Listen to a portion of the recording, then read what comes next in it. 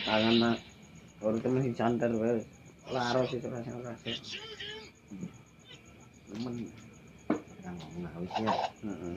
Yang ketujuh, Gigi Kyoto-ryu Asura Makyusen atau 9 tebasan setan. Sama seperti saat mengeluarkan jurus Asura Ichibukin, Roronoa Zoro menebas lawan dengan ke-9 pedangnya dengan cara berputar sehingga membentuk seperti lingkaran. Digunakan saat melawan Pacifista di Pulau Sabaudi atau Arshabaudi sebelum masa time skip. Serangan tersebut terjadi saat Zoro bersama Luffy dan Sanji melancarkan serangan combo trio monster bajak laut topi jerami kala itu.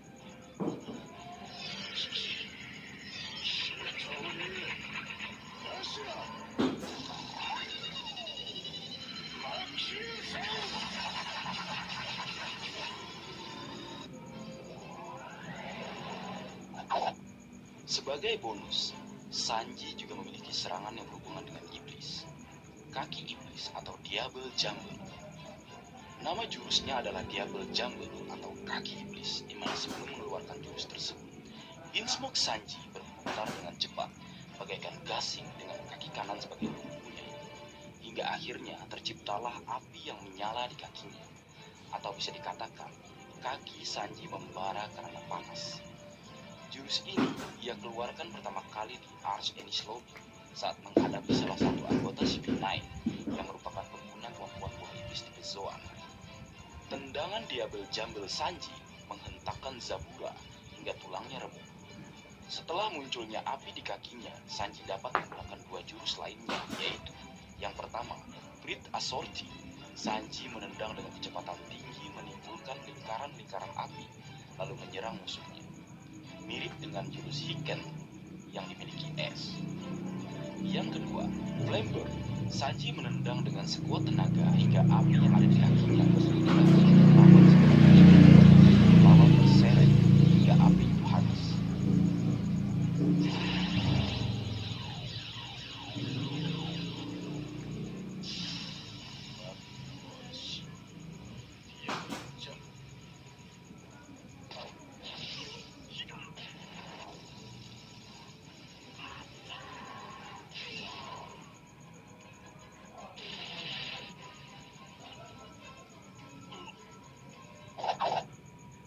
Nah, Leo, itulah jurus-jurus Roronoa Zoro yang berhubungan dengan iblis. Di antara jurus-jurus tersebut, mana yang paling kamu suka? Atau jurus yang paling kamu suka malah jurus milik Sanji? Jadi, mari tulis pendapatmu di kolom komentar, Leo, agar kita bisa berdiskusi. Baik, mungkin segitu dulu yang bisa aku bagi bersama kalian, Leo. Semoga kalian terhibur dengan apa yang aku buat dalam kesempatan kali ini.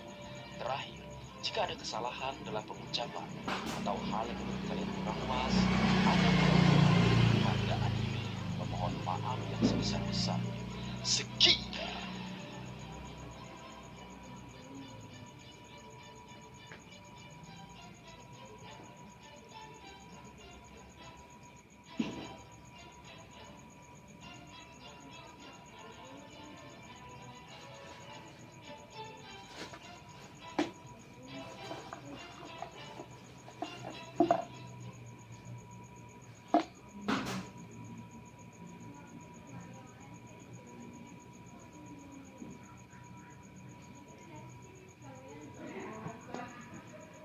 Hai Sobat Makan, di video ini Mimin ingin melanjutkan cerita One Punch Man versi One Sensei.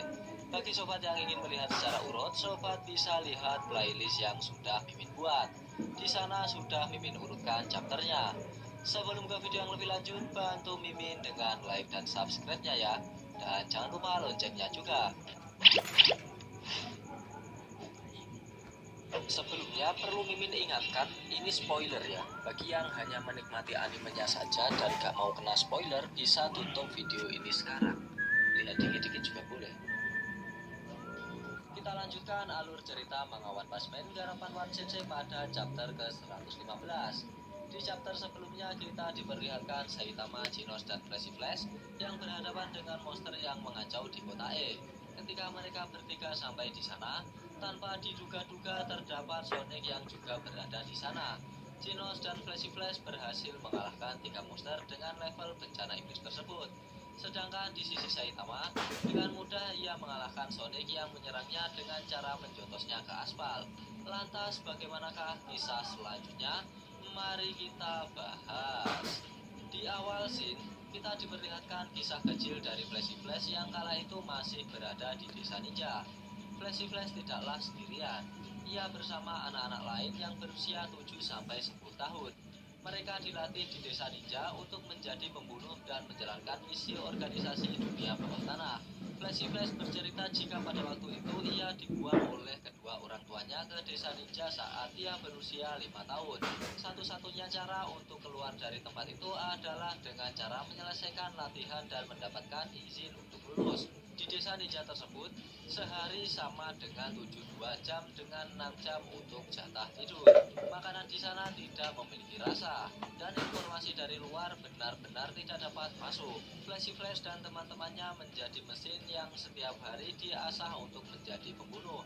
Mereka tidak diperbolehkan untuk merasa senang, marah, ataupun sedih. Mereka yang berhasil menyingkar emosinya akan mendapat peringkat tertinggi. Dengan kata lain, di desa ninja dapat diibaratkan sebagai neraka.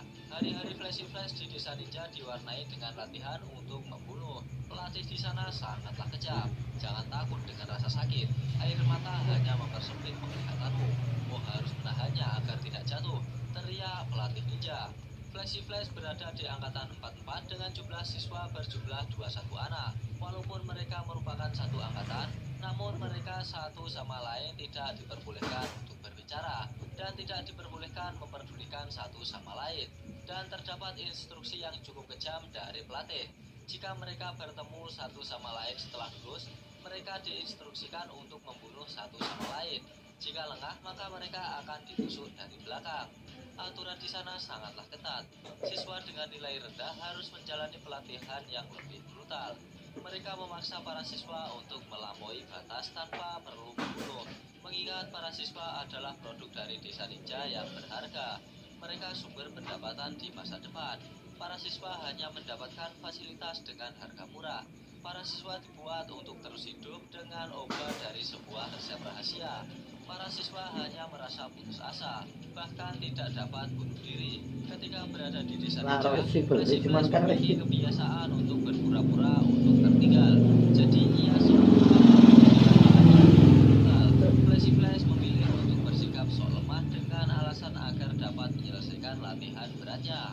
Dan karena sikap itulah, Flashy Flash bertemu dengan Sonic si kecepatan suara. Sonic nampaknya juga jebolan dari desa ninja dan satu angkatan dengan Flashy Flash. Ketika bertemu dengan Flashy Flash di sisi latihan, Sonic menyapa Flashy Flash. Kau terjebak di kelas 5 bukan? Akan kutunjukkan padamu cara menggunakan senjata tajam. Setidaknya kau harus bisa melakukan itu. Nama shinobiku Sonic si kecepatan suara, kata Sonic. Mendengar Sonic menyapanya, Flashy Flash lantas juga mengenalkan diri. Bukan hanya itu, ia juga mengingatkan kepada Sonic jika apabila orang-orang di desa ninja tahu mereka berbincang-bincang, mereka berdua akan dihukum. Sejak hari itu, Sonic selalu membantu Flashy Flash tanpa pamrih. Karena fisik mereka sama, mereka saling memanfaatkan kemampuan masing-masing untuk mengembangkan teknik. Sonic merupakan satu-satunya orang di desa ninja yang dapat diajak bicara oleh Flashy Flash. Sebagai anggota kelas terendah, Beli nggak ya? Otak kamu kerja keras buat hitung-hitungan? Stop sekarang. Di GoPay Promo Festival ada cashback sampai 50%. Bayar apa aja, di mana-mana. Gak ribet mikirnya. mereka berdua sering diberikan berbagai macam tugas. Salah satunya ditugaskan berada di hutan yang penuh dengan makhluk buas dan berbahaya. Di hutan tersebut mereka dipaksa untuk menghilangkan hawa keberadaan mereka dan diharuskan bertahan di sana selama 720 jam atau 12 hari. Dengan bekerja sama, mereka berdua dapat membunuh semua makhluk buas di hari pertama dan menghabiskan sisa waktunya untuk menguasai teknik baru. Pada waktu itu, hari mulai larut. Mereka berdua pun membuat api unggun di tengah hutan. Di tengah malam, Sonic berkata kepada Flashy Flash, "Kau datang ke sini saat masih kecil kan? Kau masih bisa menjadi dirimu sendiri berkat ingatan dari kehidupanmu saat berada di luar fasilitas ini. Di sisi lain, aku terlahir di tempat ini. Aku sudah menjalani program pelatihan dan hidup seperti ini sejak hari aku mulai bernafas, kata Sonic. Lalu Sonic meneruskan, kau pasti penasaran kenapa aku tidak berpikir seperti mesin. Kau pasti penasaran kenapa aku tidak berpikir seperti mesin walaupun sudah melalui semua ini kan? Begini, para guru menganggap kita sebagai siswa gagal, tapi mereka salah. Aku terlahir dengan hati yang kuat, hati yang tidak bisa dikendalikan oleh mereka. Aku punya impian di masa depan nanti untuk menjadi perwira tertinggi di desa ninja dan mengendalikan fasilitas ini. Aku akan menghancurkan organisasi sampah ini agar anak-anak yatim seperti kita bisa hidup lebih bebas. Kemampuan membunuh hanya bisa digunakan untuk membunuh orang. Menurutku, hal yang paling bernilai adalah kekuatan untuk hidup sebebas-bebasnya. Kita memang masih belum punya kekuatan itu, tapi kau akan membantuku untuk menggapainya, bukan? Flash, aku sudah tahu saat memandang matamu. Mata kita sama. Lanjut Sonic. Hari demi hari dilalui oleh Flash hingga ia berusia 16 tahun. Ia melampaui ekspektasi semua guru di sana. Dan Flash ditunjuk sebagai siswa peringkat 1. Dengan rasa keadilan yang besar, Flash menentang arah angin. Di hari kelulusannya, ia membunuh semua orang, mulai dari guru, staf, siswa, bahkan orang lain yang tidak ada hubungannya dengan desa ninja. Sonic pada waktu itu tidak dapat menyaksikan kegilaan dari Flash. Hal itu karena ketika hari kelulusan, Sonic sedang sakit dan hanya berbaring di atas ranjangnya. Setelah hari pembantaian tersebut, Flash mendengar rumor tentang asosiasi pahlawan. Ia pun lalu bergabung dengan asosiasi pahlawan dan menggunakan kekuatannya sebagai pahlawan profesional. Sedangkan Sonic memilih jalan lain. Ia menggunakan kekuatannya untuk aktivitas membunuh, hingga ia menjadi buronan asosiasi pahlawan. Cerita dari Flash cukup panjang. Genos dan Saitama pun cukup tangguh mendengarkan cerita dari Flash. Genos lantas merespon cerita dari Flash bersama Sonic. Kenapa? Apa karena dia menganggapmu sebagai musuh? Kalau kau ingin melenyapkan para iblis itu sampai ke akarnya, kenapa kau membiarkan Sonic hidup? Kau malah membuatnya menjadi pembunuh berbahaya yang sudah berulang kali mengincar nyawa guru Saitama, kata Genos. Kemudian Flash bercerita jika sebenarnya ia sudah berusaha membunuh Sonic dengan cara meracuni makanannya. Namun Sonic bukan manusia biasa. Berkat latihan kerasnya selama bertahun-tahun di desa ninja, tubuhnya memiliki kekebalan di luar nalar manusia. Sama dengan Genos, Saitama juga ikut menanggapi cerita dari Flash. Saitama berkata, ngomong-ngomong soal rebusan, masih ada brokoli dan wortel di kulkas loh, kata Saitama yang gak nyambung dengan cerita Flash. Dan Shin pun berpindah ke dalam markas persembunyian Sonic. Nampak jika Sonic sedang mengobati lukanya dengan es batu setelah ia dijotos oleh Saitama. Merasakan ada orang di sekitarnya, Sonic lantas berkata, siapapun yang bersembunyi di sana, keluarlah. Ada urusan apa kalian datang di daerahku? Kata Sonic. Dan kemudian orang yang dimaksud Sonic itu pun mengatakan gini, nampak beberapa ninja utusan dari